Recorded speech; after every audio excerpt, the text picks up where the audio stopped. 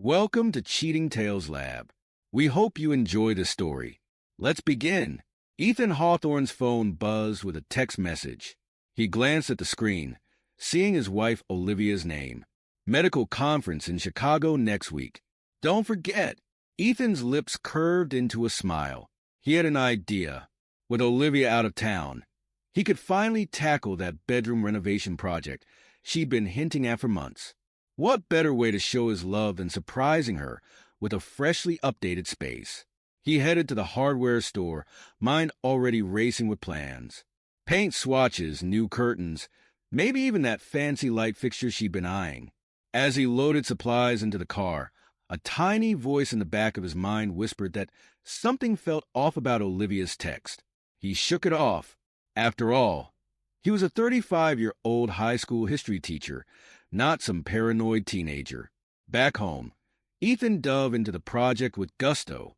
He moved furniture, taped off baseboards, and started emptying closets. That's when he found it, a plain shoebox tucked away in the far corner of Olivia's side. Curiosity got the better of him. He lifted the lid, expecting old photos or keepsakes.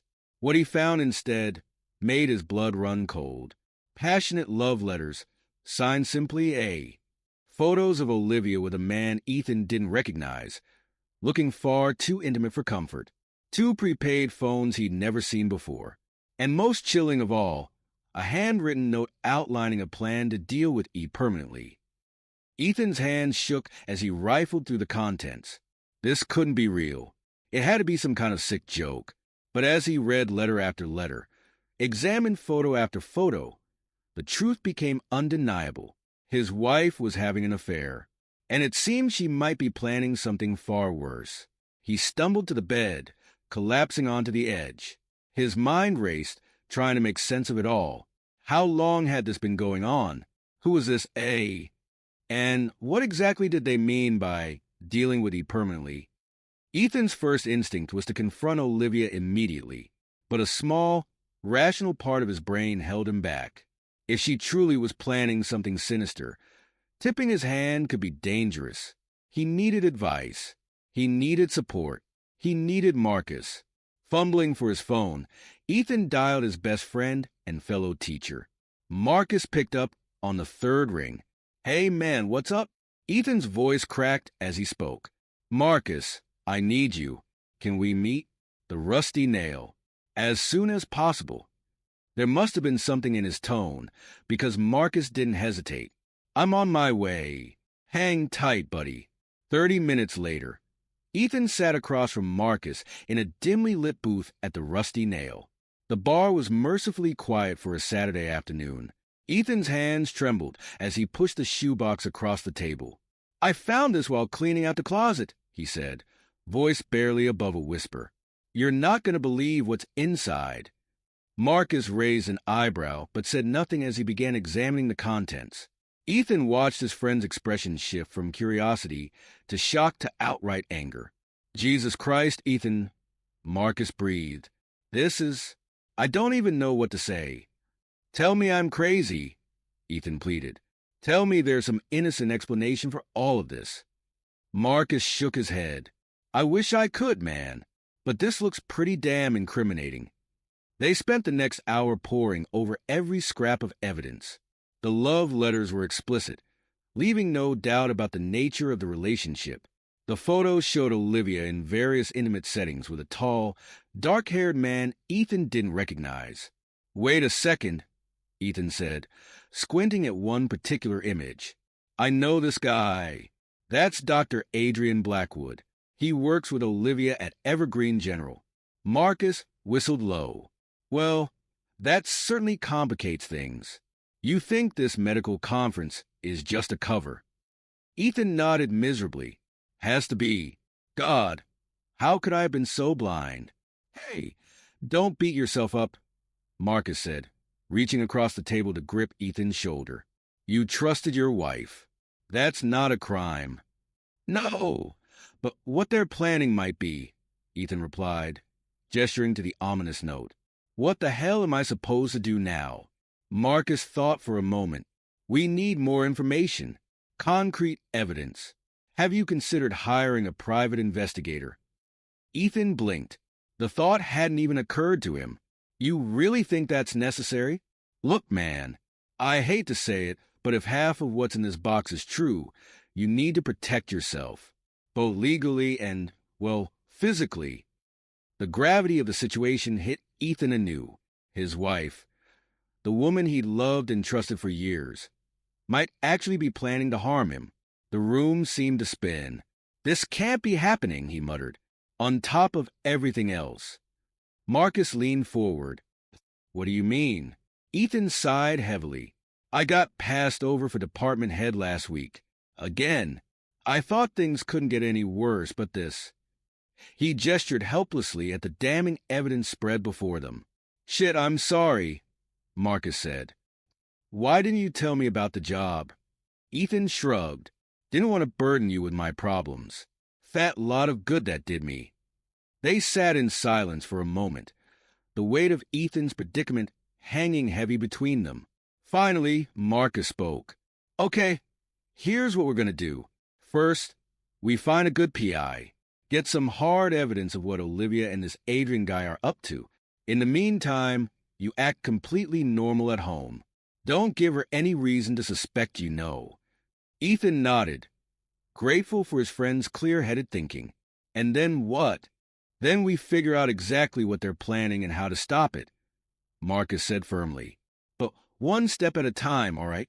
We've got your back, man. For the first time since discovering the shoebox, Ethan felt a glimmer of hope. He wasn't alone in this. With Marcus's help, maybe he could unravel this nightmare and come out the other side. As they left the bar, Ethan's resolve solidified. He would get to the bottom of Olivia's deception, and whatever she and Adrian were planning, he'd be ready. Little did Ethan know, the rabbit hole went far deeper than he could have imagined. The following Monday, Ethan found himself sitting across from Veronica Sloan, a private investigator with a reputation for discretion and results. Marcus had done some quick research and set up the meeting, insisting that time was of the essence. Veronica listened intently as Ethan laid out the situation, her sharp eyes taking in every detail. When he finished, she leaned back in her chair, fingers steepled beneath her chin. Mr. Hawthorne, I won't sugarcoat this. What you're describing is serious. If your suspicions are correct, we're dealing with infidelity at best, and potentially much worse. Ethan swallowed hard. How quickly can you get me proof? Give me a week, Veronica said. I'll need access to your home when your wife is out, and any passwords or account information you can provide. The more I have to work with, the faster I can get results. Ethan nodded, scribbling down everything she asked for.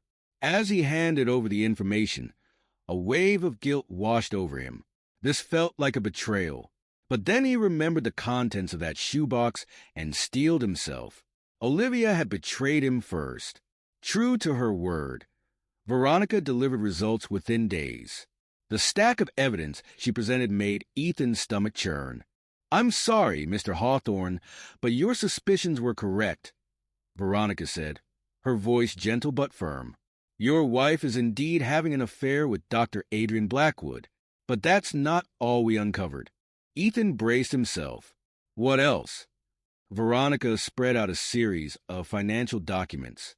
It appears that Dr. Blackwood and your wife have been embezzling funds from the hospital's charitable foundation. We're talking significant sums of money here. Ethan's head spun. This was so much worse than he'd imagined. How? How long has this been going on? Based on the records we've found, at least 6 months, possibly longer. Veronica hesitated before continuing. There's more, Mr. Hawthorne, and I'm afraid it's not good news. She pulled out bank statements and retirement account information. Ethan's eyes widened as he saw the drastically reduced balances. Your wife has been systematically draining your joint savings and retirement funds, Veronica explained. The money's been funneled into offshore accounts we haven't been able to trace yet. Ethan felt like he'd been punched in the gut. Not only was Olivia cheating on him, but she was stealing from him too? How could he have been so blind? As if reading his thoughts, Veronica continued, Mr. Hawthorne, I've seen cases like this before. It's not uncommon for the victim to blame themselves.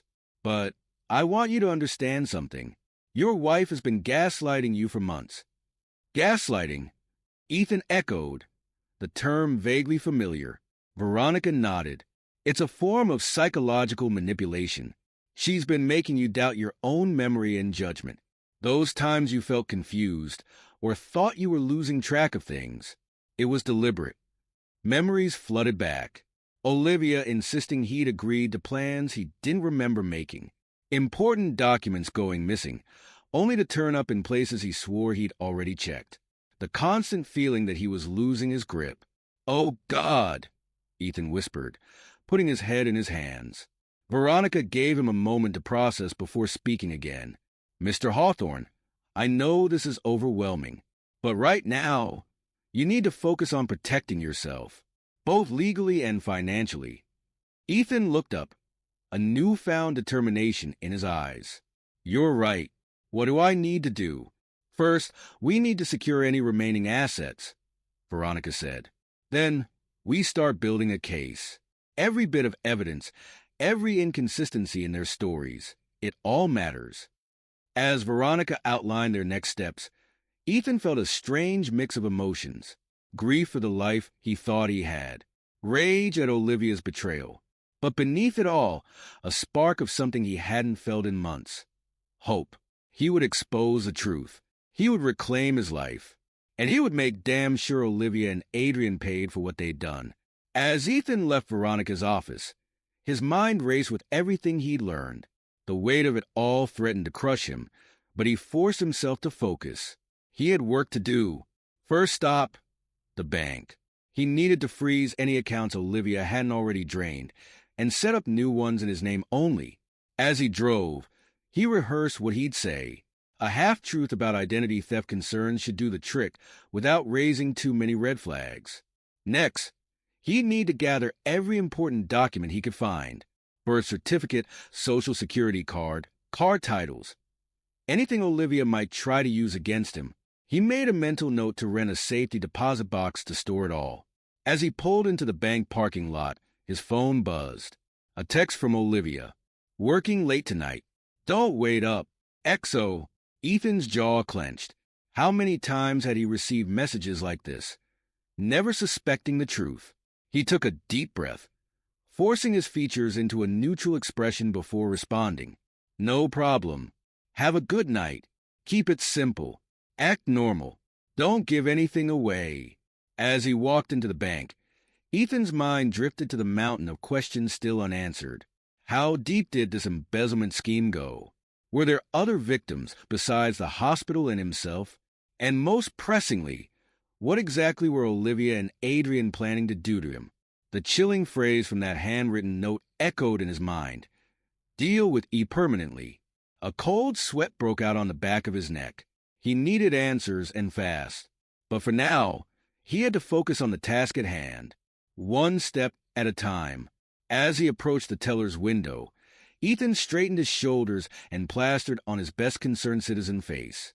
Time to start taking back control of his life. Little did he know, the worst was yet to come. Ethan Hawthorne stood in the garage, his hand shaking slightly as he examined the small GPS tracker. It was barely larger than a quarter, innocuous enough to go unnoticed. He took a deep breath, steeling himself for what he was about to do. The past week had been a blur of covert actions and sleepless nights. After his meeting with Veronica Sloan, Ethan had thrown himself into gathering evidence. He'd ordered hidden cameras and GPS trackers, watching tutorial videos late into the night to ensure he installed them correctly. Now, as the first rays of dawn crept through the garage windows, Ethan prepared to take his surveillance to the next level. He slipped out to Olivia's car, carefully attaching the tracker beneath the rear bumper. His heart raced, half expecting Olivia to burst out of the house at any moment. But the morning remained quiet. Ethan retreated inside, heading straight for his laptop. He pulled up a fake Facebook profile he'd created under the name Alex Thompson. It was bare bones for now, just enough to pass a cursory inspection.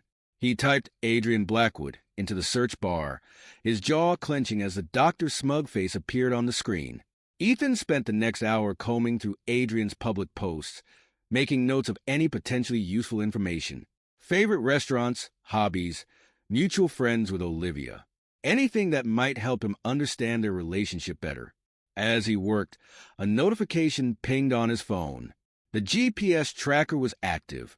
A map showed Olivia's car heading towards the hospital. Ethan's stomach churned. Was she really going to work or meeting Adrian somewhere? He shook his head, forcing himself to focus. He couldn't let paranoia cloud his judgment. He needed hard evidence, not just suspicions. Over the next few days, Ethan fell into a routine. He'd wake up early, check the GPS logs, and review any overnight footage from the hidden cameras. Then he'd head to work, struggling to maintain a facade of normalcy while his mind raced with new information and theories. It was on a Wednesday afternoon that Ethan's careful observation finally paid off. He was grading papers in the living room, half listening to Olivia's phone conversation in the kitchen. She thought he was engrossed in his work, but every sense was attuned to her words. "Yes, everything's set," Olivia said in a low voice. "We'll transfer the last batch of funds next week. Then we can move forward with the plan for Ethan." Ethan's blood ran cold. He forced himself to keep writing, pen moving mechanically across the page. "Don't worry," Olivia continued. "He doesn't suspect a thing. Once we frame him for the embezzlement, it'll be easy to handle the rest." The implications of her words hit Ethan like a physical blow. They weren't just planning to steal from him. They wanted him out of the picture entirely. As soon as Olivia ended the call, Ethan excused himself to the bathroom. He splashed cold water on his face, trying to quell the panic rising in his chest. This was no longer just about infidelity or financial crimes. His life was in danger. He needed help, legal help. With shaking hands, Ethan pulled out his phone and dialed a number he hadn't used in years. Samantha Torres speaking. "Sam, it's Ethan. Ethan Hawthorne. I need your help." There was a pause on the other end of the line. "Ethan? My God, it's been ages. What's going on?" "I can't explain everything over the phone," Ethan said, lowering his voice. "But I'm in trouble. Serious trouble. Can we meet?" Something in his tone must have conveyed the urgency of the situation. "Of course," Samantha replied without hesitation. "My office. Tomorrow at 2 p.m. Do you need the address?" Ethan let out a breath he didn't realize he'd been holding. "No, I'll find it. Thank you, Sam. Really." As he ended the call, Ethan felt a glimmer of hope. Samantha had always been the sharpest legal mind in their college circle. If anyone could help him navigate this nightmare, it was her. The next day, Ethan sat across from Samantha in her sleek downtown office, pouring out the whole sordid tale. To her credit, Samantha listened without interruption, her expression growing increasingly grave. When Ethan finished, Samantha leaned back in her chair, fingers steepled beneath her chin. "Ethan, I won't sugarcoat this. You're in a very precarious position, but the fact that you've gathered so much evidence already is going to work in your favor." "So, what do we do?" Ethan asked, his voice hoarse from talking. Samantha's eyes glinted with determination. "We build an ironclad case. Every scrap of evidence, every inconsistency in their stories, every financial transaction, it all goes into a dossier. We need to be ready to move at a moment's notice." For the next several hours, they pored over the evidence Ethan had collected, organizing it into a coherent narrative. Samantha's legal expertise helped identify key points that would be crucial in both criminal and civil proceedings. As the sun began to set, casting long shadows across the office, Samantha fixed Ethan with a serious look. "There's one more thing we need to discuss, Ethan. Your safety." Ethan nodded. "I've been thinking about that too. If they're willing to frame me for embezzlement, who knows what else they might try." "Exactly," Samantha said. "I want you to start keeping a detailed log of your movements. Anytime you leave the house, text me your destination. And if anything feels off, anything at all, you call me immediately." "Got it," Ethan replied, feeling both reassured and terrified by the precautions.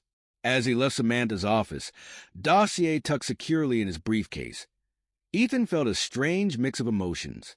Fear, certainly, anger at Olivia's betrayal, but also a growing sense of resolve. He would not be a victim. He would fight back, armed with the truth and the law. Little did he know, the battle was far from over. In fact, it was about to get much, much worse. The following weeks were a masterclass in compartmentalization for Ethan. By day, he taught his history classes, discussed homework assignments, and attended faculty meetings. But his mind was never far from the web of deceit he was untangling at home. The strain began to show. Dark circles appeared under his eyes. His normally pristine lesson plans became disorganized, and more than once he found himself staring blankly at his students, lost in thought about his next move against Olivia and Adrian. It was Daryl Washington who finally confronted him about it. The two had been friends since Ethan started at the school, sharing a love for obscure historical trivia and terrible dad jokes. "All right, spill it," Daryl said one afternoon, cornering Ethan in the empty teacher's lounge. "What's going on with you, man? You look like you haven't slept in weeks." Ethan opened his mouth to deflect, but the concern in Daryl's eyes broke through his defenses. Before he knew it, the whole story came pouring out. The affair, the embezzlement, the threats to his life. By the time he finished, Daryl looked as shell-shocked as Ethan felt. "Jesus Christ," Daryl breathed. "I had no idea. Ethan, why didn't you say something sooner?" Ethan shrugged helplessly. "I didn't want to drag anyone else into this mess. It's bad enough that I'm living it."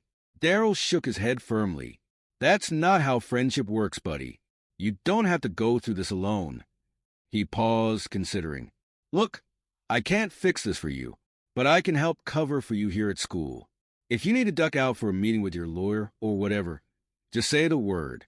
I've got your back." For the first time in weeks, Ethan felt a weight lift from his shoulders.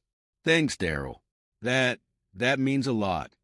With Daryl's support at work, Ethan was able to focus more energy on building his case. He spent hours each night combing through financial records, cross-referencing dates and transactions.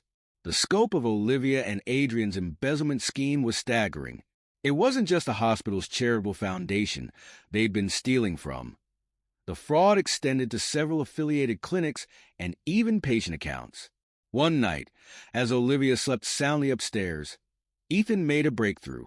He'd managed to access her laptop while she was in the shower, quickly copying files onto a hidden flash drive. Now, poring over the documents, he uncovered the full extent of their plan. They'd been siphoning money from multiple sources, laundering it through a series of shell companies before funneling it into offshore accounts. The amounts were astronomical. Millions of dollars that should have gone to patient care and medical research, now lining the pockets of two greedy conspirators. Ethan's hands shook as he compiled his findings. This wasn't just about him anymore. There were dozens, maybe hundreds of victims. Patients who'd been overcharged, employees whose pensions had been raided, charities deprived of crucial funding. He knew he had to do something, but going to the police now might tip off Olivia and Adrian before he had all the evidence he needed to ensure their conviction. No! He needed a subtler approach. After agonizing over the decision, Ethan composed an anonymous email to the hospital's compliance officer.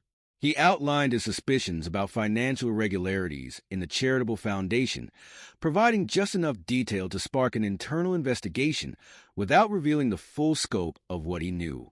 As he hit send, Ethan felt a mix of relief and trepidation. The wheels were in motion now. There was no going back. The next morning, Ethan woke to the sound of Olivia's phone ringing. He feigned sleep as she answered, his ears straining to catch her side of the conversation. "What do you mean an audit?" Olivia hissed, her voice tight with barely contained panic. "Who authorized that?" Ethan's heart raced. His anonymous tip had worked faster than he'd anticipated. No, don't do anything yet," Olivia continued. "We need to be careful. I'll talk to Adrian and we'll figure out our next move." As soon as Olivia left for work, Ethan sprang into action. He knew time was running out. If Olivia and Adrian realized how much he knew, they might accelerate their plans against him. He spent the morning making copies of all his evidence, storing backups in secure locations. Then, steeling himself, he made a series of anonymous calls to some of the victims he'd identified in his investigation. He couldn't reveal everything, but he urged them to come forward to the authorities with any suspicions about financial mismanagement at the hospital. By the time evening rolled around, Ethan was exhausted but satisfied. The net was closing in on Olivia and Adrian, but he knew the most dangerous part was yet to come. As if on cue, Olivia breezed into the house, a forced cheeriness in her voice. "Honey, I'm home, and I've got a surprise for you." Ethan's guard immediately went up. "Oh, what's that?" Olivia's smile was brittle as she handed him a brochure. "I've booked us a little getaway for our anniversary next month. A lovely cabin in the mountains. Just the two of us, no distractions. What do you think?" Ethan's blood ran cold as he examined the brochure. This had to be it, the accident they'd been planning for him. His mind raced, trying to formulate a response that wouldn't give away his knowledge. "Wow, that's unexpected," he managed, forcing a smile. "It looks great, honey. Thanks for setting this up." Olivia beamed, but Ethan could see the calculation behind her eyes. "I'm so glad you like it. I thought we could use some time to reconnect, you know?" As Olivia chattered on about the amenities at the cabin, Ethan's mind whirled. He needed to find out more details about this trip without arousing suspicion, and he needed a failsafe in case things went wrong. Later that night, as Olivia slept, Ethan composed a timed email to Samantha. In it, he detailed everything he knew about Olivia and Adrian's crimes, including his suspicions about their plans for him on the upcoming trip. He set it to send automatically if he didn't check in within 24 hours of their scheduled return date. It felt morbid, writing what amounted to a dead man's switch. But Ethan knew he had to be prepared for every eventuality. He wouldn't let Olivia and Adrian get away with their crimes, even if the worst should happen to him. As he closed his laptop, a steely resolve settled over Ethan. He'd been reactive for too long, always one step behind Olivia and Adrian's machinations. It was time to take control of the situation. Tomorrow, he decided, he would start subtly manipulating Olivia into revealing more about their upcoming getaway. He'd use every scrap of information to bolster his counterplan, and when the time came, he'd be ready. The night before their anniversary trip, Ethan sat in the darkened living room, a tumbler of whiskey untouched on the coffee table before him. The house was quiet, save for the soft hum of the air conditioning and the occasional creak of settling wood. Upstairs, Olivia slept peacefully, unaware that her carefully constructed world was about to come crashing down around her. Ethan's fingers drummed a restless rhythm on the arm of his chair as he waited. He'd made sure Olivia's wine at dinner was a little stronger than usual, ensuring she'd turn in early. Now, with the clock ticking closer to midnight, he steeled himself for what was to come. His phone buzzed softly. A text from Samantha. "Everything's in place." "You're sure about this?" Ethan's jaw clenched as he typed his response. "No choice. It has to be tonight."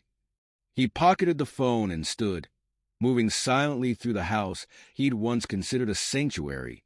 Now it felt like a tomb, filled with the ghosts of broken promises and shattered trust. In the master bedroom, Olivia stirred as Ethan flicked on the lights.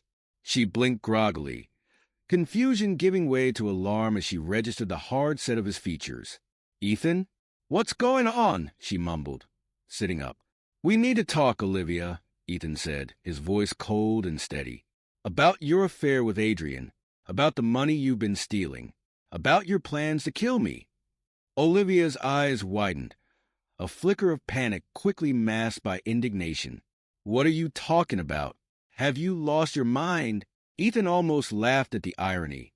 How many times had she used that exact phrase to make him doubt himself? But not this time. He reached into his pocket and pulled out a stack of photos, tossing them onto the bed. "Recognize these?" he asked as Olivia's face drained of color. "Or how about this?" He played a recording on his phone, Olivia's own voice discussing embezzle funds with Adrian. That's not what it sounds like, Olivia stammered, her eyes darting around the room as if searching for an escape route. Save it, Ethan snapped. I know everything, Olivia. Every lie, every stolen dollar. Every plan you and Adrian cooked up, including your little scheme for our anniversary trip. Olivia's composure cracked. Tears welled in her eyes as she launched into a frantic denial. Ethan, please, you don't understand. It's not what you think. Adrian and we were just what? Ethan interrupted, his voice rising. Just stealing millions from sick people? Just planning to frame me for your crimes? Just plotting to murder me? The weight of evidence was overwhelming. As Ethan laid out detail after damning detail, Olivia's denials grew weaker. Finally, faced with irrefutable proof of her misdeeds, she crumbled. I'm sorry, she sobbed, burying her face in her hands. I'm so sorry, Ethan. I never meant for it to go this far. Adrian, he said it would be easy, that no one would get hurt. Ethan felt a twinge of pity, quickly swallowed by a wave of disgust. No one would get hurt? What about the patients whose care suffered because of your greed? What about our marriage? What about me, Olivia? You were going to kill me. Olivia's head snapped up, a calculating gleam replacing the tears in her eyes. Kill you? Don't be ridiculous. I love you, Ethan. This is all just a big misunderstanding. We can work through this, can't we? For better or worse, remember? Ethan watched as Olivia cycled through tactics. Pleading for forgiveness gave way to threats of ruining his reputation. When that failed to sway him, she tried to shift blame, painting herself as Adrian's unwitting victim. But Ethan stood firm, unmoved by her manipulations. It's over, Olivia. I've already given copies of everything to the police and the hospital board. They're expecting my statement first thing in the morning. Olivia's face contorted with rage. You bastard! Do you have any idea what you've done? I'll destroy you for this. I swear to God. No, you won't, Ethan said calmly, holding up his phone. Because I've been recording this entire conversation. One more piece of evidence to add to the pile. All fight drained from Olivia then. She slumped back against the headboard, defeated. What happens now? She asked in a small voice. Now I'm leaving, Ethan replied. I'm filing for divorce, and I'll be testifying against you and Adrian in court. What happens to you after that is up to the justice system. He turned to go, pausing at the doorway to look back at the woman he'd once loved more than life itself. She seemed small and pathetic now, a far cry from the confident, caring partner he'd thought he married. Goodbye, Olivia, he said softly.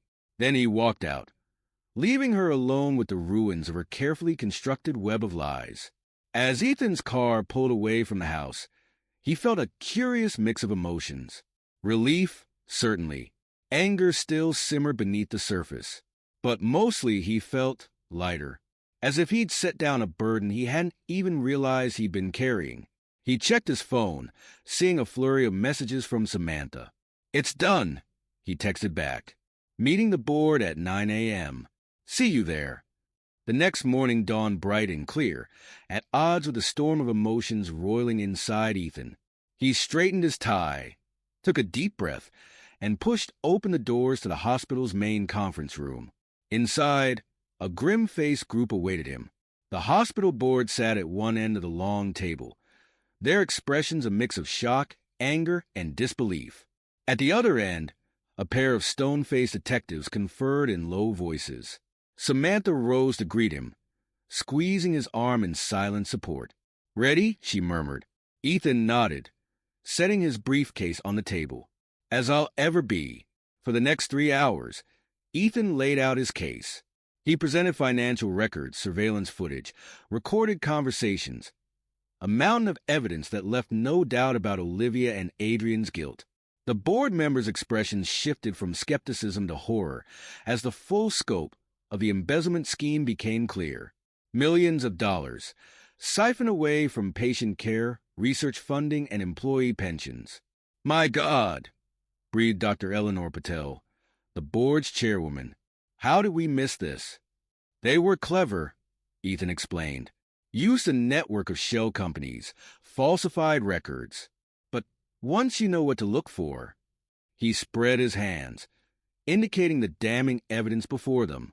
As the meeting wound down, Dr. Patel stood, her face etched with determination. Mr. Hawthorne, on behalf of the board, I want to thank you for bringing this to our attention. Rest assured, we will be taking immediate action. Dr. Blackwood and Mrs. Hawthorne are suspended, effective immediately, pending a full investigation. The detectives approached next, peppering Ethan with questions about his evidence and methods. He answered as best he could, acutely aware of the fine line he'd walked in gathering some of his proof. Finally, as the room began to clear, Samantha pulled Ethan aside. You did good in there, she said softly. But this is just the beginning. Are you ready for what comes next? Ethan exhaled slowly, feeling the weight of the past few months pressing down on him. I have to be, he replied. For all the people they hurt. For myself. Samantha nodded, a spark of admiration in her eyes. Well, you won't be doing it alone. I've been thinking we should set up some kind of support system for the other victims. Legal aid, counseling, that sort of thing. What do you say? A small smile tugged at Ethan's lips. I say let's get to work. The following weeks were a whirlwind of activity. Ethan and Samantha threw themselves into organizing support for the victims of Olivia and Adrian's fraud. They set up a hotline, arranged pro bono legal consultations, and coordinated with therapists willing to offer discounted services. But it wasn't all smooth sailing. As news of the scandal broke, Ethan found himself besieged by reporters hungry for details. Worse were the calls and messages from Olivia's family and friends, alternating between pleas for him to drop the charges and vicious attacks on his character. You never deserved her anyway, Olivia's sister snarled in one particularly nasty voicemail. She was too good for you. You'll regret this. You backstabbing piece of shit. Ethan deleted the message with a weary sigh. He'd expected backlash, but the relentless nature of it was wearing him down. You okay?